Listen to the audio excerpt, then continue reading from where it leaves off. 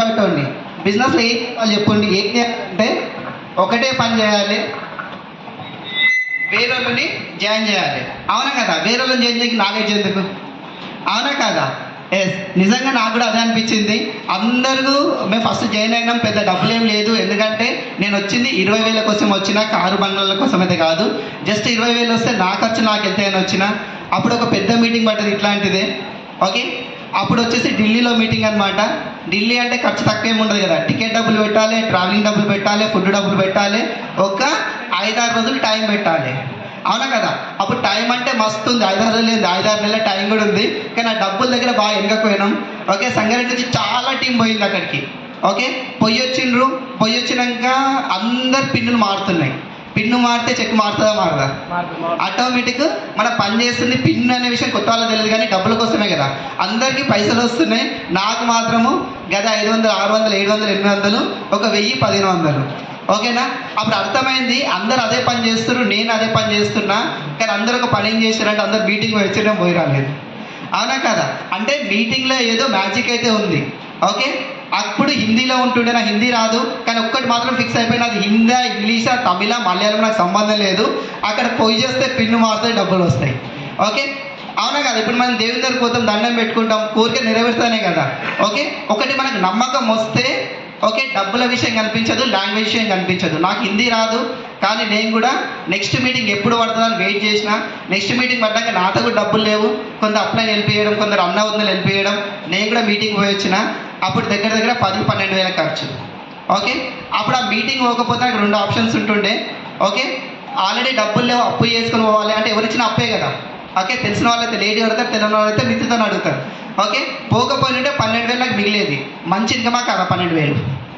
Okay, అవునా కదా? 12,000 అంటే హ్యాపీగా ఒక బ్యాచిలర్ ఈజీగా ఎంత లేదని 6 నెలలు గడిపేస్తాడు. బ్యాచిలర్కి ఎంత 2,000 సరిపోతాయా?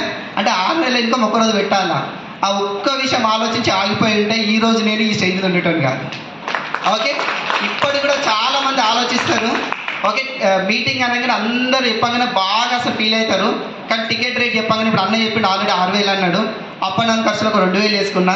ఓకే, 8,000 మీరు మిగిలించుకోవచ్చు. ఓకే, మంచి డీల్. కానీ లైఫ్లో మీరు 8,000 మిగిలించే ఆలోచనే ఉంటుంది. కనీసం ఒక 20,000 ఇంకా మీ జాబ్లో కూడా నాకు తెలిసి రాదు.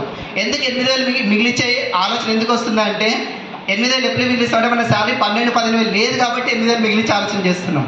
అవునా కదా? అంటే ఖచ్చితంగా శాలరీ తక్కువ ఉంది కాబట్టి మీటింగ్ రావట్లేదు. నేనేమన్నా అంటే మీరు చేస్తున్న పని చేస్తూ పోతే వస్తున్న ఇంకేమో వస్తుంది. అవునా కదా? చింత చెట్టు పెట్టి నిమ్మకాయలు కావాలంటే కాస్తాయా? ఓకే, పెట్టేటప్పుడే నిమ్మకాయ చెట్టు పెడితే అయిపోతుంది కదా. ఓకేనా? అంటే మన టైం, మనీ, కష్టం ఎక్కడ ఇన్వెస్ట్ చేస్తున్నాం అంటే జాబ్లో ఇన్వెస్ట్ చేస్తున్నాం. అక్కడ మనకి సక్సెస్ రావట్లేదని మనకు తెలుసుకునేంత వరకు వెస్టీజ్లో సక్సెస్ రాదు. ఓకే, వెస్టీజ్ నమ్ముకుంటే సక్సెస్ వస్తుంది అని నేను చెప్పడం కంటే కూడా మీరు చేస్తున్న పనిలో సక్సెస్ రాదని మీకు తెలిసినప్పుడు మాత్రమే వెస్టీజ్లో మీరు సక్సెస్ అవుతారు. ఓకే, మీకు చెక్ చేసుకోండి. ఓకే, చాలామంది పెప్సీ కంపెనీ అంటే ఇక్కడ మనం చూస్తుంటాం, రోడ్డు మీద చూస్తుంటాం కదా, 12,000, 15,000, 16,000కి ఒకటే డ్రెస్, బ్లూ కలర్ షర్ట్, కింద బ్లాక్ కలర్ ప్యాంట్. నేను ఎవరిని తక్కువ అంచనా వేస్తలేను. కావాలంటే వాళ్ళకి ఒక్కసారి మీరు అడగండి, సార్ మీరు ఎన్ని రోజుల నుంచి జాబ్ చేస్తారంటే ఒక్కొక్కరు కమ్ 5 నుంచి 10 ఏళ్ళు టైం చెప్తారా? వాళ్ళ ఇన్కమ్ ఎంత అడగండి, 12 నుంచి 18,000 చెప్తారు. కానీ ఇప్పుడు యాదగిరి సార్ చూసినాం, ఆయన కూడా ఒక పెప్సీలో పని చేసినట్టు కదా. నాకు కూడా ఫస్ట్ టైం తెలుసు, ఇంతకుముందు పోలీసులో పని చేస్తున్నాను తెలుస్తుంటే. అంటే ఎన్ని పనులు చేసి చూడండి, ఆ పని ఈ పని కాకుండా. కానీ అదే పెప్సీలో చేసుకుంటూ పోతే నిజంగా 12-13,000 వస్తుండే. కానీ ఇప్పుడు చూడండి ఎన్ని లక్షల చెక్ తీసుకుంటుండే, ఎంత పెద్ద కాళ్ళ తిరుగుతుండే. ఓకే, మరి ఈ లైఫ్ ఎక్కడి నుంచి మారింది అంటే అందరు చెప్తున్న విషయం ఏంటంటే ఒకటి సక్సెస్ మంత్రం ఏంది? సక్సెస్ మంత్రం ఏంది?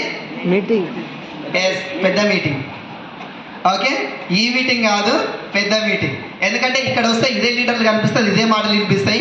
పెద్ద మీటింగ్ పోయినప్పుడు మనకంటే కష్టం ఎక్కువ ఉన్న లీడర్లు కనిపిస్తారు. అవునా కదా?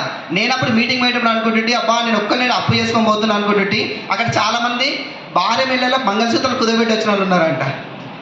అంటే అంతకంటే మనకు గ్రేటా కాదా? అంటే మనకి ఏదైతే కష్టం ఉందో నిజంగా కష్టమే అనిపిస్తుంది. ఎప్పటివరకు అంటే పక్కన వాళ్ళ కష్టం విలువ తెలియనంత వరకు. ఓకే, మీటింగ్ పోతే ఒక్క ఇన్ఫర్మేషన్ మీకు తెలుస్తుంది, అంటే నిజంగా అసలు ఎవరు కష్టపడతారు, ఎవరు డబ్బులు తీసుకుంటారు. ఓకే, ఇక్కడ వరకు బాగానే ఉంది. చాలామంది చేసే మిస్టేక్ ఏంటంటే ఒక్కరే కష్టపడతారు. అవునా కదా? ఓకే, ఒక్కరే కష్టపడితే జాబ్లో కూడా ఒక్కరే కష్టపడితే నువ్వు సక్సెస్ లేదు. బిజినెస్లో కూడా మనం అదే తప్పు చేస్తాం. భార్య కష్టపడుతుంది లేదా భర్త కష్టపడతారు, ఒక్కరే కష్టపడతారు. నాకు తెలిసి ఒక్కరే మీటింగ్ వస్తుంటాం, ఒకరే బిజినెస్ చేస్తుంటాం. నేను కూడా చాలా కష్టపడ్డా, చాలా కష్టపడి నేను కష్టపడి నా ఇన్కమ్ 1,00,000 వరకు తీసుకొచ్చిన. ఎంతవరకు? 1,00,000 దాటడానికి నేను చాలా కష్టపడ్డా, కానీ 1,00,000 దాటలేదు. కానీ ఎప్పుడైతే మా భార్యని లాస్ట్ ఆగస్టు సెప్టెంబర్లో ఎప్పుడైతే మీటింగ్ జరిగిందో ఆ మీటింగ్కి మా భార్యను తీసుకెళ్ళి కూర్చోబెడితే జస్ట్ 3 రోజులు పోయేటప్పుడు అన్నది నేను మీటింగ్ రానన్నది గ్రూప్స్ రాస్తుందన్నమాట. గ్రూప్స్కి బుక్స్ తీసుకునే వచ్చింది. నేను ఒకటే చెప్పిన, మన పెద్ద లీడర్మే మన భోగవతే బాగుండదు, ఒట్టి ఎంబడరా బుక్కులు కావాలని తెచ్చుకోమని చెప్పినాం. ఫస్ట్ రోజు కాల్లో బుక్కులు తీసుకుని వచ్చి చదివింది. ఎప్పుడైతే ఎస్పీ బాలు సార్ మీటింగ్ విన్నదో బుక్కులు తీసి పక్కన పడేసింది.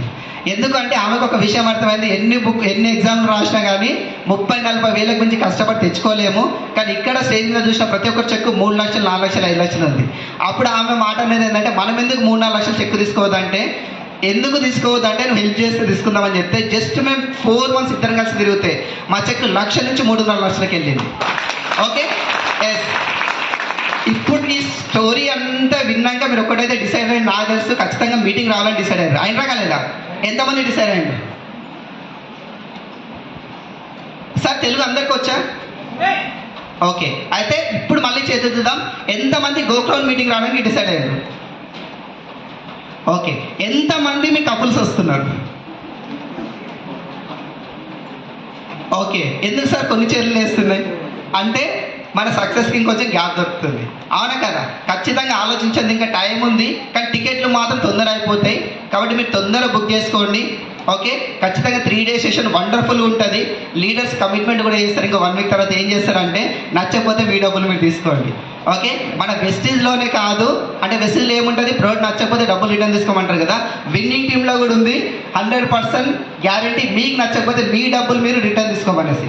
Thank you. Back to the next leader.